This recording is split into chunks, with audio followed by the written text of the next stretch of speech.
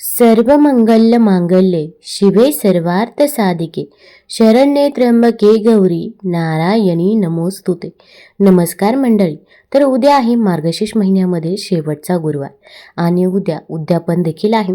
आता जेव्हा आपण उद्यापन करत असतो तेव्हा आपल्याला काही गोष्टींची काळजी ही घेणे गरजेचं आहे. कारण की भरपूर वेळा आपल्याकडून अशा काही चुका होऊन जातात की ते आपल्याला कळत देखील नाही. आता आपण अगदी जाणून बुजून तर या चुका करत नाही, पण आपल्याकडून या चुका झाल्यामुळे आपण जे काही पूजा करतो, सेवा करतो, तर त्या पूजेचे फळ आपल्याला मिळत नाही. उलट दुष्परिणाम हे भोगावे लागतात. मग आपण म्हणतो मी कितीही माता लक्ष्मीची पूजा केली, सेवा केली, तरी पण मला फळ मिळतच नाही. उलट मला दुष्परिणाम हे भोगावे लागतात. मग उद्या महालक्ष्मी व्रताचा शेवटचा गुरुवार आहे. उद्या नैवेद्य बनवताना आपण काही चुका या चुकूनही करायच्या नाही. तसेच माता लक्ष्मीला एक वस्तू अर्पण करायची आहे, एक फळ अर्पण करायचं आहे आणि आपण देखील एक पदार्थ ग्रहण करायचा आहे, ज्यामुळे माता लक्ष्मीचा आशीर्वाद हा आपल्याला प्राप्त होईल. उद्या काय करावे व काय करू नये, तसेच पूजा सेवा उद्यापन कसे करावे याबद्दलची देखील माहिती मी आज तुम्हाला या व्हिडिओमधून देणार आहे. तत्पूर्वी तुम्ही ऑलराऊंडर या मराठी यूट्यूब चॅनलमध्ये नवीन असाल तर चॅनल लाईक करा आणि सबस्क्राईब देखील करा. कमेंटमध्ये ओम महालक्ष्मी नमः लिहायला विसरू नका, जेणेकरून आपल्याला देखील माता लक्ष्मीचा आशीर्वाद हा प्राप्त होईल. मराठी वर्षामधील 9वा महिना म्हणजे मार्गशीर्ष. मार्गशीर्षातील प्रत्येक गुरुवार हा सुवासिन महिलांसाठी विशेष असतो. या दिवशी महालक्ष्मीचे व्रत करून कुटुंबाला समाधान, शांती, ऐश्वर्य मिळावे अशी प्रार्थना केली जाते. या व्रताच्या दिवशी शास्त्रोक्त पूजा केली जाते, तर शेवटच्या गुरुवारी व्रताचे उद्यापन केले जाते. मनातील सर्व इच्छा पूर्ण करण्याच्या हेतूने श्री महालक्ष्मी व्रत करण्याची पद्धत आहे. या व्रताची सुरुवात मार्गशीर्ष मासातील पहिल्या गुरुवारी होते आणि शेवटच्या गुरुवारी उद्यापन केलं जातं. परंतु जर कोणत्याही कारणास्तव मार्गशीर्ष मासी व्रत करण्यास जमले नाही तर संपूर्ण श्रद्धेपूर्वक कोणत्याही महिन्याच्या पहिल्या गुरुवारपासून सुरू करावे व व्रताची सांगता मात्र मार्गशीर्ष मासाच्या शेवटच्या गुरुवारीच करावी. आता आपण व्रताचं उद्यापन कसं करायचं आहे. तर गुरुवारी आपण सकाळी लवकर उठायचं आहे. अगदी तुम्ही ब्रह्ममुहूर्तावरती उठलं तरी पण चालेल. ब्रह्ममुहूर्तावरती आपण जी काही पूजा करतो, सेवा करतो, तर त्या सेवेचे आपल्याला अगणित फळ मिळत असते. कारण की या वेळेमध्ये वातावरणामध्ये देखील शांतता असते. आता मार्गशीर्ष मासामधील हा शेवटचा गुरुवार आहे. या दिवशी आपण शुभ्र रंगाचे वस्त्र परिधान करायचे आहे. तुम्ही अगदी पिवळ्या, लाल, हिरव्या रंगाचे वस्त्र परिधान करू शकता. फक्त काळा रंग वर्ज्य करायचा आहे. तसेच या दिवशी अंघोळ करताना अंघोळीच्या पाण्यामध्ये आपण चिमूटभर हळद, त्याचसोबत गंगाजल आणि गुलाबजल टाकायला विसरायचं नाही. त्यानंतर उंबरठ्याचं लेपन देखील करायचं आहे. दाराबाहेर रांगोळी काढायची आहे. मोठी रांगोळी काढणे शक्य नसेल तर फक्त माता लक्ष्मीची पावलं काढली तरी पण चालेल. एका पावलामध्ये हळद टाकावी, दुसऱ्या पावलामध्ये कुंकू टाकावं. यामुळे साक्षात माता लक्ष्मीचा वास आपल्या घरामध्ये होत असतो. आता या दिवशी आपलं उद्यापन आहे, तर घरामध्ये गोमूत्र शिंपडायचं आहे. अगदी बेडरूममध्ये, हॉलमध्ये, किचनमध्ये सर्व ठिकाणी गोमूत्र शिंपडावं. यामुळे घरातील नकारात्मकता ही दूर होत असते. तसेच आपण जी काही पूजा करणार आहोत तर ती पूजा मांडण्याच्या अगोदर ज्या काही वस्तू आहेत त्यावरती देखील गोमूत्र शिंपडावं. कारण की अगदी विड्याची पानं असतील किंवा फळं असतील तर या वस्तू आपण बाहेरून आणत असतो आणि त्या वस्तूंना अनेक व्यक्तींचे हात देखील लागलेले असतात. कुणाला मासिक धर्म असेल, कुणाला सुतक असेल, कुणाला काही अडचण असेल तर ते सांगता येत नाही. त्यामुळे आपण अगोदर गोमूत्र शिंपडायचं आहे. यामुळे नकारात्मकता दूर होते व सकारात्मक ऊर्जेचा संचार होतो आणि गोमूत्र शिंपडल्यानंतर आपण जी काही पूजा करतो, सेवा करतो, तर ती पूजा नक्कीच सफल ठरत असते. आता उद्या मार्गशीर्ष महिन्यामध्ये शेवटचा गुरुवार. आपण पूजा अगदी सकाळीच मांडायची आहे आणि जे काही पोथी वाचन आपल्याला महालक्ष्मीची कथा पठण करायची आहे तर ती तुम्ही सायंकाळी करायची आहे. सायंकाळी 6 नंतर पोथी पठण करायचं आहे. यावेळेस आपला मुख्य दरवाजा उघडा ठेवायचा आहे. खिडक्या देखील आपण उघड्या ठेवायच्या आहे. यामुळे माता लक्ष्मीचा वास आपल्या घरामध्ये होईल व आपल्या घरामधील नकारात्मकता, दरिद्रता ही नक्कीच दूर होईल व ही कथा आपण मोठ्याने वाचावी किंवा अगदी ऐकावी. मनापासून आणि श्रद्धेने आपण ही पूजा सेवा करायची आहे.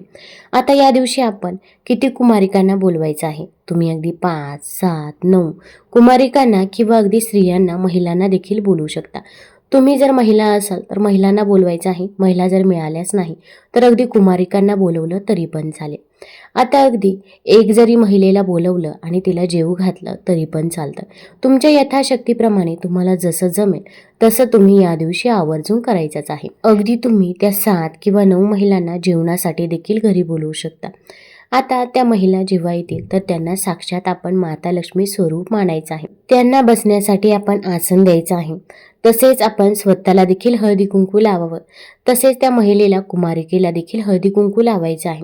त्यानंतर आपल्याला महालक्ष्मी व्रताचं एक पुस्तक, एक पोथी त्या व्यक्तीला, त्या महिलेला द्यायची आहे. आता काही ठिकाणी अगदी पुस्तक देखील दिलं जात नाही. कारण की काय होतं, प्रत्येक महिला ही महालक्ष्मी व्रताचे वाचन करेल, पठण करेल असं नाही. त्यानंतर ते पुस्तक कुठंही पडतं. त्यामुळे माता लक्ष्मीचा देखील अपमान होत असतो. त्यामुळे अगदी त्याऐवजी तुम्ही अगदी एखादं गुलाबाचं फूल दिलं तरी पण चालेल. हळदी कुंकू आपण लावायचं आहे. पोथी पुस्तक देऊ शकता. त्यानंतर एक गुलाबाचं फूल द्या. तसेच एक फळ द्यायचं आहे. केळी असेल किंवा इतर कोणतंही फळ असेल तर ते तुम्ही नक्कीच देऊ शकता. आणि यथाशक्ती तुम्हाला जर काही दान करायचं असेल तर ते दान केलं तरी पण चालेल. किंवा अगदी 16 शृंगाराचं जे काही साहित्य आहे त्यापैकी तुम्ही एक जरी साहित्य त्या महिलेला दिलं तरी पण चालेल. आता अगदी तुमची ओटी भरायची राहिलेली असेल तर ओटी देखील तुम्ही भरू शकता. आता या महिला घरात आल्यानंतर आपल्याला त्या वस्तू द्यायच्या आहेत. त्यासोबत आपण त्यांचं दर्शन देखील घ्यायचं आहे. आणि मनामध्ये आपण कटुता अजिबातही असू द्यायची नाही. आता एखाद्या महिलेचं आपलं थोडं वाजलेलं जरी असेल तरी पण आपण रागराग करायचा नाही. किंवा अगदी मनामध्ये द्वेष देखील आणायचा नाही. अगदी आपण घरामध्ये वाईट बोललो तरी पण वास्तू तथास्तुच म्हणते आणि चांगलं बोललो तरी पण वास्तू तथास्तुच म्हणते. त्यामुळे नेहमी चांगलं बोलण्याचा प्रयत्न करा. आता उद्यापन आपल्याला कधी करायचं आहे तर हे उद्यापन मार्गशीर्ष मासातील शेवटच्या गुरुवारीच करायचं आहे. आणि उद्या शेवटचा गुरुवार आहे. अगदी तुम्हाला मासिक धर्म असेल किंवा सुतक असेल किंवा अगदी इतर काही अडचण असेल तर अशा वेळेस तुम्ही पुढच्या महिन्यातील गुरुवारी उद्यापन करू शकता. पण शक्यतो तरी जर तुम्हाला दुसऱ्याकडून करून घेणे शक्य असेल तर अशा वेळेस तुम्ही मार्गशीर्ष मासातील शेवटच्या गुरुवारीच उद्यापन करावं. शेवटच्या गुरुवारी उद्यापन केलं तर ते खूपच शुभ समजलं जातं.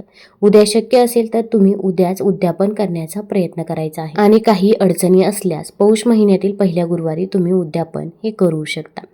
आता आपल्या आसपास काही व्यक्ती असतात की ते नेहमी दुष्कृत्य करत असतात किंवा इतरांबद्दल नेहमी वाईट बोलत असतात. पण ते व्यक्ती आपल्यासोबत चांगले बोलतात, चांगले राहतात म्हणून आपण त्या व्यक्तींच्या संगतीत राहत असतो. पण अशा व्यक्तींच्या इथे या दिवशी जेवण चुकूनही करायचं नाही. आपण जर असे केले तर आपण देखील पापाचे भागीदार होत असतो. त्यामुळे या गोष्टीची आपल्याला काळजी घ्यायची आहे. पुरुष हे व्रत करत असतील तर त्यांनी स्त्री किंवा कुमारिकांच्या हातावर हळदी कुंकू वाहावे आणि त्यांना महालक्ष्मी स्वरूप जाणून मनोभावे नमस्कार करावा. शक्य असल्यास ब्राह्मणाला क्षीदा वस्त्र आणि दक्षिणा देऊन त्यांच्याकडून आशीर्वाद घ्यावा.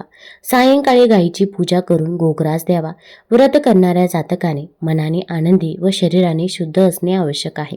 गुरुवारी व्रत करताना चित्त शांत व आनंदी वृत्ती असावी. सर्वांशी प्रेमाने वागावे तसेच प्रसन्न राहावे. काही कारणामुळे गुरुवारी पूजा आरती कहाणी करणे शक्य नसेल तर दुसऱ्याकडून करून घ्यावे. उपवास मात्र स्वतः करावा.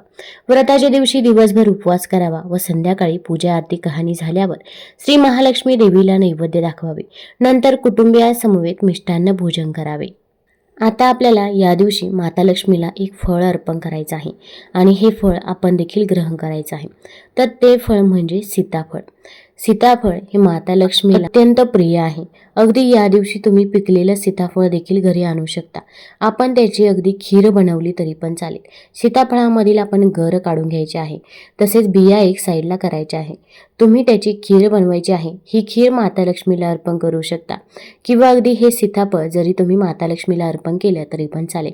त्यानंतर हे सीताफळ फक्त आपण ग्रहण करायचं आहे. आपल्या घरातल्या व्यक्तींनी ग्रहण करायचं आहे. हे सीताफळ आपण इतर कोणत्याही व्यक्तीला द्यायचं नाही. याची आपल्याला काळजी घ्यायची आहे. हे सीताफळ जर आपण माता लक्ष्मीला अर्पण केलं तर आपल्या आयुष्यातील दुःख, दारिद्र्य, गरिबी ही दूर होत असते व माता लक्ष्मीचा देखील आशीर्वाद हा आपल्याला प्राप्त होत असतो. त्यामुळे असं सीताफळ तुम्ही आवर्जून या दिवशी माता लक्ष्मीला अर्पण करावं. आता या दिवशी आपल्या दाराजवळ कोणी काही मागण्यासाठी आले तर त्या व्यक्तीला देखील तसंच जाऊ द्यायचं नाही. तुम्ही त्या व्यक्तीला अन्नदान करू शकता, एक ग्लास भरून पाणी दिलं तरी पण चालेल, पण ती व्यक्ती दारातून तशी जाता कामा नये. पण अशा काही घरातील वस्तू आहे की ज्या चुकूनही त्या महिलेला किंवा त्या पुरुषाला द्यायच्या नाही. तर पहिली वस्तू म्हणजे मीठ. या दिवशी जर तुमच्याकडे कोणी मीठ मागितलं तर मीठ चुकूनही कुणाला द्यायचं नाही, कारण की मीठ हे साक्षात माता लक्ष्मी स्वरूप समजलं जातं. जेव्हा समुद्र मंथन झालं होतं तेव्हा मीठ देखील माता लक्ष्मी सोबत आलं होतं, त्यामुळे मिठाला माता लक्ष्मीचं रूप समजतात. त्यामुळे या दिवशी आपण मीठ कुणालाही द्यायचं नाही. त्यानंतरची दुसरी वस्तू आहे तर ते म्हणजे धने. धने हे धनप्राप्तीसाठी खूप महत्त्वाचे समजले जातात. जेव्हा धनत्रयोदशी असते तेव्हा आपण धन्यांची पूजा आवर्जून करत असतो.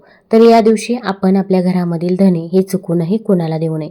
अगदी पूजेसाठी देखील तुम्ही धने हे ठेवू शकता, पण आपल्या घरामधील जे काही धने आहे तर ते या दिवशी आपण कुणालाही द्यायचे नाही. आता या दिवशी आपण स्वयंपाक कोणता बनवायचा आहे. आता अगदी तुम्ही गोडाधोडाचा स्वयंपाक बनवू शकता. अगदी महिलांना, सुवासिन महिलांना तुम्ही जेवणासाठी बोलवू शकता. अगदी त्यांना बनवणे शक्य नसेल तरी अगदी माता लक्ष्मीसाठी तुम्ही हा स्वयंपाक बनवू शकता. तर आता स्वयंपाक बनवताना कोणताही पदार्थ असो तर आपल्याला गोड पदार्थ बनवायचे आहे. तुम्ही पुरणपोळी बनवू शकता किंवा अगदी खीरपुरी बनवली तरी पण चालेल, पण जो काही पदार्थ असावा तर तो गोड असावा. तसेच या पदार्थामध्ये आपल्याला कांदा लसूण याचा समावेश चुकूनही करायचा नाही, याची आपल्याला काळजी घ्यायची आहे. तसेच या दिवशी आपण मेथीची भाजी ही आवर्जून बनवायची आहे आणि मेथीची भाजी ही माता लक्ष्मीला अर्पण देखील करायची आहे. आता आपण व्रताचं उद्यापन नक्की कोणत्या वेळेत करायचं आहे. आता व्रताचं उद्यापन अगदी आपण सकाळी देखील करू नये किंवा अगदी दुपारी भर उन्हामध्ये देखील आपण उद्यापन करायचं नाही.